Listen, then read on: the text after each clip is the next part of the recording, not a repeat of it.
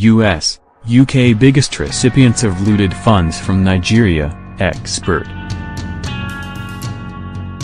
Mathew Page, former United States intelligence community's top expert on Nigeria, has said that the U.S. and the United Kingdom are the biggest recipients of funds looted from Nigeria.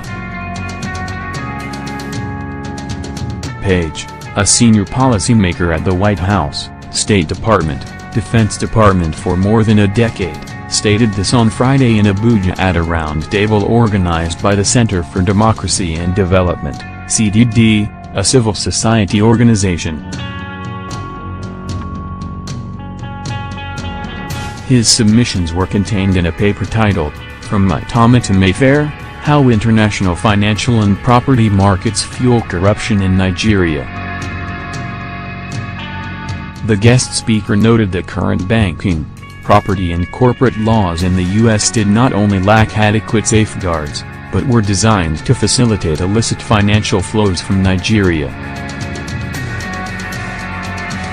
Nigeria's kleptocrats deftly use both Nigerian banks and the international financial system, especially anonymous shell corporations and offshore tax havens, to launder stolen public funds and stash them overseas, often in the form of high-end real estate in London, Dubai, New York, and California. Despite possessing robust discretionary powers, the US and UK rarely deny visas to corrupt officials or report cases of suspected corruption or unexplained wealth back to law enforcement agencies back home.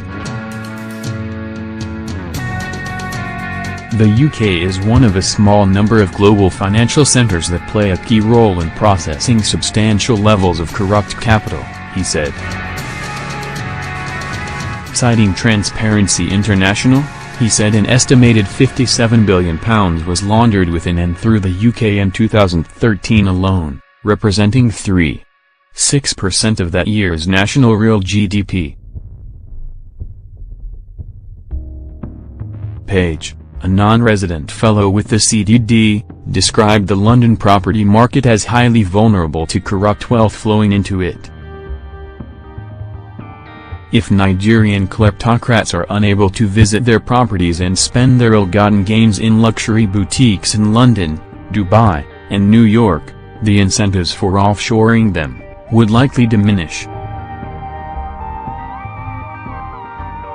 There is no doubt that the readiness with which the UK, US, and other parts of the international financial system absorb illicit financial outflows from Nigeria compounds the damage corruption inflicts here. He added that looted funds stashed overseas by politically exposed Nigerians do more damage than those hidden or spent domestically. According to him, monies laundered abroad put pressure on the naira, raise property prices in London and are much more difficult for anti-corruption agencies to locate and recover. Page noted that the role played by the international financial and property markets in driving problem in Nigeria was a key aspect of the equation that was lacking in the corruption. To address the challenge, he made a number of recommendations, including elimination of secrecy jurisdictions to require beneficial ownership disclosure of companies and property. Page also called for enhanced funding for relevant law enforcement agencies as well as transition to financial independence for them. The director of CDD, Mzina Ayatosan, said the roundtable was one of several contributions by her organization to the anti-corruption war in the country.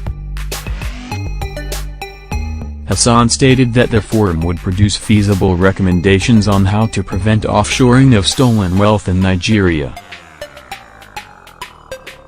Com had reported that according to the federal government, part of the stolen funds recovered from those that looted the economy will be used to finance the 2017 budget.